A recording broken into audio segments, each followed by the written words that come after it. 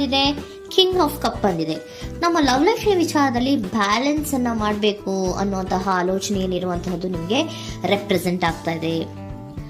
Emotional ಆಗಿ ನೀವು ತುಂಬಾ ಯೋಚನೆಯನ್ನ ಮಾಡ್ತಾ ಇರುವಂತಹದ್ದು, ಒಂದು ಬ್ಯಾಲೆನ್ಸ್ ಇರಬೇಕು, ಒಂದು ರೀತಿಯ ಸ್ಟೇಬಲ್ ಆಗಿರ್ಬೇಕು ನನ್ನ ಲವ್ ಲೈಫು ಅನ್ನುವಂತಹ ಆಲೋಚನೆಯನ್ನ ಮಾಡ್ತಾ ಇರುವಂತಹದ್ದು ರೆಪ್ರೆಸೆಂಟ್ ಆಗ್ತಾ ಇದೆ.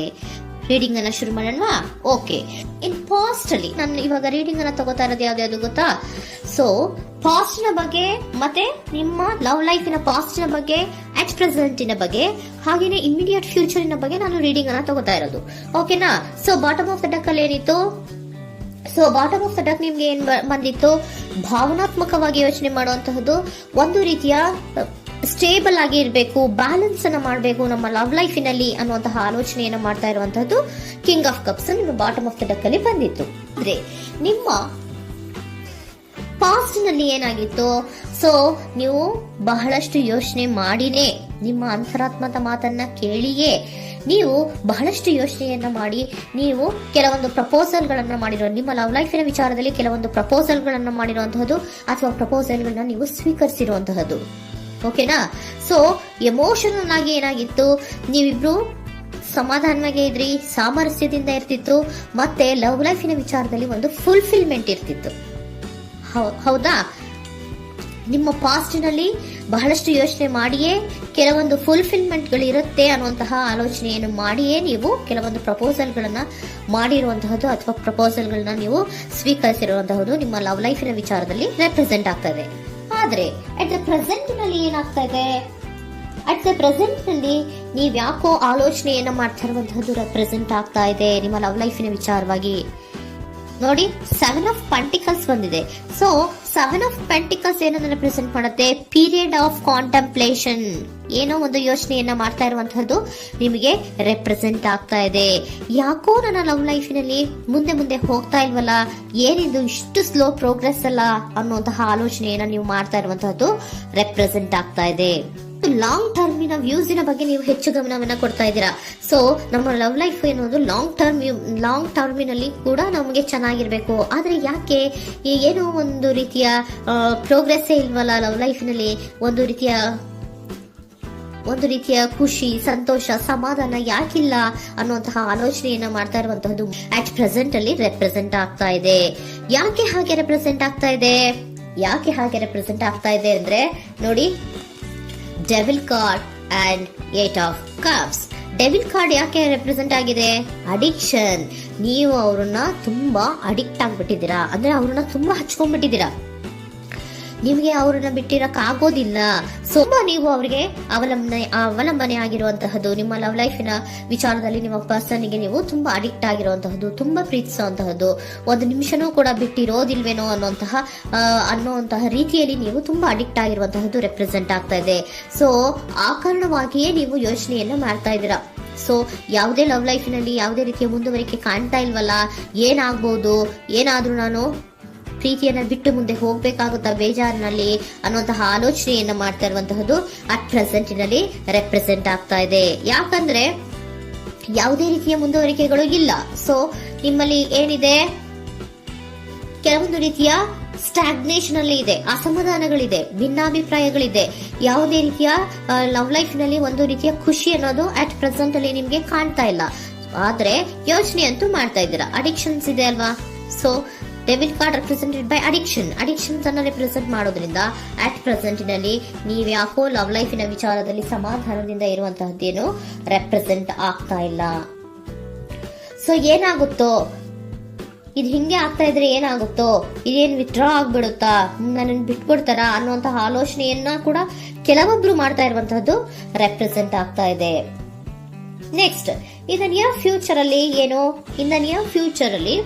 ಅಥವಾ ಇಮಿಡಿಯೇಟ್ ಫ್ಯೂಚರ್, ಇದು 1 ಮಂತಿನ ರೀಡಿಂಗ್ ಅಷ್ಟೇ, ಇನ್ನು ಲೈಫ್ ಲಾಂಗ್ ಇನ ರೀಡಿಂಗ್ ಅಲ್ಲ. ಓಕೆನಾ? ಜಸ್ಟ್ 1 ಮಂತಿನ ರೀಡಿಂಗ್ ಅಷ್ಟೇ. ನೆಕ್ಸ್ಟ್ ಬಂದಿರುವಂತಹದ್ದು ಯಾವುದು? 8 ಆಫ್ ಪೆಂಟಿಕಲ್ಸ್ ಬಂದಿದೆ. ಸೊ 8 ಆಫ್ ಪೆಂಟಿಕಲ್ಸ್ ಏನ್ ಮಾಡ್ಬೇಕಿತ್ತು? ನೀವು ಈ ಅಡಿಕ್ಷನ್ಸ್ ಅನ್ನ ಬಿಟ್ಟು, ಯೋಚನೆಯನ್ನ ಬಿಟ್ಟು, ಏನಕ್ಕೆ ಅಸಮಾಧಾನ ಆಗ್ತಾ ಇದೆ ಅನ್ನೋದನ್ನೆಲ್ಲ ಬಿಟ್ಬಿಟ್ಟು ನೀವು ಫೋಕಸ್ ಅನ್ನ ಮಾಡುವಂತಹದ್ದು ರೆಪ್ರೆಸೆಂಟ್ ಆಗ್ತಾ ಇದೆ. ಸೊ ಏನ್ ಫೋಕಸ್ ಮಾಡುವಂತಹದ್ದು? ಏನಾಗಿದೆ ನನ್ನ ಲವ್ ಲೈಫಿನ ವಿಚಾರದಲ್ಲಿ? ಎಲ್ಲ ಚೆನ್ನಾಗೇ ಇತ್ತಲ್ಲ ನೋಡಿ, ಪಾಸ್ಟ್ ನಲ್ಲಿ ನಿಮಗೆ ಚೆನ್ನಾಗೇ ಇತ್ತಲ್ಲ, ಯೋಚನೆ ಮಾಡಿನೇ ತಾನೇ ನೀವು ಲವ್ ಲೈಫಿನಲ್ಲಿ ಪ್ರಪೋಸಲ್ಗಳನ್ನ ಸ್ವೀಕರಿಸಿದ್ದು, ಮತ್ತೆ ಅಲ್ಲಿ ಫುಲ್ಫಿಲ್ಮೆಂಟ್ ಇರುತ್ತೆ ಅಂತ ತಾನೇ ನೀವು ಸಮಾಧಾನವಾಗಿ ಪ್ರಪೋಸಲ್ಗಳನ್ನ ಸ್ವೀಕಾರ ಮಾಡಿದ್ದು. ಆದ್ರೆ ಪ್ರೆಸೆಂಟಿನಲ್ಲಿ ಕೆಲವೊಂದು ರೀತಿಯ ಭಿನ್ನಾಭಿಪ್ರಾಯಗಳು, ಕೆಲವೊಂದು ರೀತಿಯ ಅಡಿಕ್ಷನ್ಗಳು, ಕೆಲವೊಂದು ರೀತಿಯ ಯೋಚನೆಯನ್ನು ಮಾಡ್ತಾ ಇರುವಂತಹದ್ದು ರೆಪ್ರೆಸೆಂಟ್ ಆಗ್ತಾ ಇದೆ. ಅಟ್ ಪ್ರೆಸೆಂಟಿನಲ್ಲಿ ನೀವೇನು ಸಮಾಧಾನವಾಗಿ ಲವ್ ಲೈಫಿನಲ್ಲಿ ಇಲ್ಲದೆ ಇರುವಂತಹದ್ದು ರೆಪ್ರೆಸೆಂಟ್ ಆಗ್ತಾ ಇದೆ. ಆದ್ರೆ ಇಮಿಡಿಯೇಟ್ ಫ್ಯೂಚರಿನಲ್ಲಿ ಏನಾಗ್ತಾ ಇದೆ, 8 ಆಫ್ ಪೆಂಟಿಕಲ್ಸ್ ಬಂದಿದೆ. ಸೊ 8 ಆಫ್ ಪೆಂಟಿಕಲ್ಸ್ ಏನನ್ನ ರೆಪ್ರೆಸೆಂಟ್ ಮಾಡುತ್ತೆ? ಓಕೆ, ನೀವೇನ್ ಮಾಡ್ತಾ ಇದ್ದೀರಾ, ಬಹಳಷ್ಟು ಫೋಕಸ್ ಅನ್ನ ನಿಮ್ಮ ಲವ್ ಲೈಫಿನ ವಿಚಾರದಲ್ಲಿ ಮಾಡ್ತಾ ಇರುವಂತಹದ್ದು. ಏನ್ ಮಾಡ್ಬೇಕು, ಯಾಕಿಷ್ಟು ಭಿನ್ನಾಭಿಪ್ರಾಯಗಳು ಬರ್ತಾ ಇದೆ ಅನ್ನೋದ್ರ ಬಗ್ಗೆ ನೀವು ಯೋಚನೆಯನ್ನ ಮಾಡ್ತಾ ಇರುವಂತಹದ್ದು ರೆಪ್ರೆಸೆಂಟ್ ಆಗ್ತಾ ಇದೆ. ನೋಡಿ, ಅದರ ಬಗ್ಗೆ ಹಾರ್ಡ್ ವರ್ಕ್ ಅನ್ನ, ಲವ್ ಲೈಫ್ ನ ವಿಚಾರವಾಗಿ ಸ್ವಲ್ಪ ಹಾರ್ಡ್ ವರ್ಕ್ ಅನ್ನ ಮಾಡ್ತಾ ಇರುವಂತಹದ್ದು ರೆಪ್ರೆಸೆಂಟ್ ಆಗ್ತಾ ಇದೆ. ಸೊ ಬಹಳಷ್ಟು ಕಮಿಟ್ಮೆಂಟ್ ಅನ್ನ ಇಟ್ಕೊಂಡು ಇದನ್ನ ನಾನು ಸರಿ ಮಾಡ್ಕೊಳ್ಳೇಬೇಕು ಅನ್ನುವಂತಹ ಆಲೋಚನೆಯನ್ನ ಮಾಡ್ತಾ ಇರುವಂತದ್ದು. ಸರಿ ಆಗ್ಲೇಬೇಕು, ಈ ಎಲ್ಲಾ ರೀತಿಯ ಅಸಮಾಧಾನಗಳಿಂದ ನಾನು ಆಚೆ ಬರಬೇಕು, ಸಮಾಧಾನವಾಗಿರ್ಬೇಕು, ಬ್ಯಾಲೆನ್ಸ್ ಅನ್ನ ಮಾಡಬೇಕು ಅನ್ನೋದನ್ನ ನೀವು ಇಟ್ಕೊಂಡು ನೀವು ಹಾರ್ಡ್ ವರ್ಕ್ ಅನ್ನ ನಿಮ್ ಲವ್ ಲೈಫಿನ ವಿಚಾರದಲ್ಲಿ ಮಾಡ್ತಾ ಇರುವಂತದ್ದು ರೆಪ್ರೆಸೆಂಟ್ ಆಗ್ತಾ ಇದೆ. ನೆಕ್ಸ್ಟ್ ಕಾರ್ಡ್ ಕೂಡ ನಿಮ್ಗೆ ಕಿಂಗ್ ಆಫ್ ಸೋರ್ಟ್ಸ್ ಬಂದಿದೆ. ಸೊ ಕಿಂಗ್ ಆಫ್ ಸೋರ್ಟ್ಸ್ ಏನನ್ನ ರೆಪ್ರೆಸೆಂಟ್ ಮಾಡುತ್ತೆ? ಸ್ಪಷ್ಟವಾಗಿ ಥಿಂಕ್ ಅನ್ನ ಮಾಡ್ತಾ ಇದ್ದೀರಾ. ನಮ್ಮ ಲವ್ ಲೈಫಿನ ವಿಚಾರದಲ್ಲಿ ಯಾಕೆ ಅಸಮಾಧಾನ ಬರ್ತಾ ಇದೆ, ಯಾಕೆ ಭಿನ್ನಾಭಿಪ್ರಾಯ ಬರ್ತಾ ಇದೆ, ನಾನಂತೂ ಅವ್ರನ್ನ ಬಿಟ್ಟಿರಕ್ಕಾಗಲ್ಲ. ಸೊ ನಾನೇನ್ ಮಾಡ್ಬೇಕು, ಇದನ್ನೆಲ್ಲ ಕೂಡ ಬ್ಯಾಲೆನ್ಸ್ ಅನ್ನ ಮಾಡ್ಬೇಕು.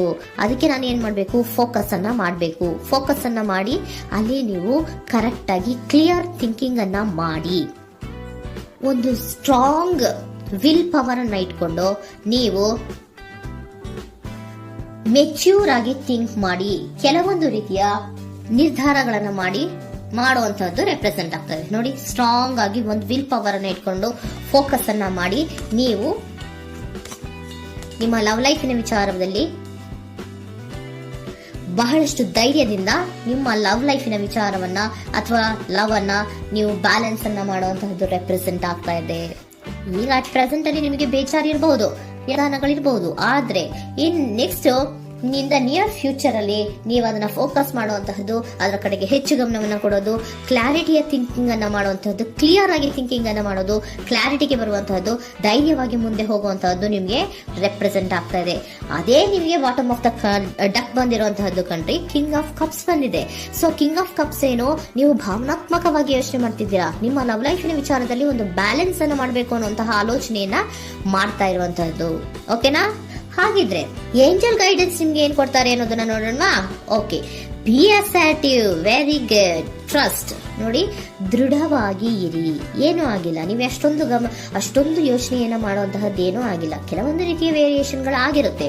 ಸೊ ವೇರಿಯೇಷನ್ಗಳಾಗಿದ್ರೂ ಕೂಡ ನೀವು ಫೋಕಸ್ ಅನ್ನ ಮಾಡ್ತೀರಾ, ಅದರಲ್ಲಿ ನಿಮ್ಗೇನು ನಷ್ಟ ಏನೂ ಆಗಲ್ಲ, ಅಥವಾ ನೀವು ಏನನ್ನೂ ಕೂಡ ಕಳ್ಕೊಂಡು ನೀವು ಆಚೆ ಬರಲ್ಲ. ಫೋಕಸ್ ಅನ್ನ ಮಾಡಿ ಕರೆಕ್ಟ್ ಆಗಿ ಕ್ಲಿಯರ್ ಥಿಂಕಿಂಗ್ ಅನ್ನ ಮಾಡಿ ನೀವು ಕರೆಕ್ಟ್ ಆಗಿ ಮಾತಾಡ್ಬಿಟ್ರೆ ನಿಮ್ಮ ಲವ್ ಲೈಫ್ನಲ್ಲಿ ಬ್ಯಾಲೆನ್ಸ್ ಅನ್ನೋದು ಬಂದ್ಬಿಡುತ್ತೆ. ಓಕೆನಾ? ಬಿ ಅಸರ್ಟಿವ್, ದೃಢವಾಗಿರಿ, ಧೈರ್ಯವಾಗಿರಿ, ಟ್ರಸ್ಟ್, ನಂಬಿಕೆಯಿಂದ ಇರಿ, ಏನೂ ಆಗಲ್ಲ. ನೀವು ಅಷ್ಟೊಂದು ಅಸಮಾಧಾನ ಮಾಡ್ಕೊಂಡು ಅಷ್ಟೊಂದು ಬೇಜಾರನ್ನ ಮಾಡ್ಕೊಂಡು ಏನಾಗ್ತಿದೆಯೋ ಅಂತ ಗಾಬರಿ ಪಡುವಂತಹದ್ದೇನೂ ಆಗಿಲ್ಲ. ಸ್ವಲ್ಪ ವೇರಿಯೇಷನ್ಗಳಾಗಿದ್ರೂ ಕೂಡ ಇನ್ ನಿಯರ್ ಫ್ಯೂಚರ್ ನಲ್ಲಿ ನಿಮಗೆ ಸಮಾಧಾನ ಆಗುತ್ತೆ, ಖುಷಿ ಆಗುತ್ತೆ. ನಿಮ್ ಲವ್ ಲೈಫಿನ ವಿಚಾರದಲ್ಲಿ ಕೆಲವೊಂದು ಬ್ಯಾಲೆನ್ಸ್ಗಳನ್ನ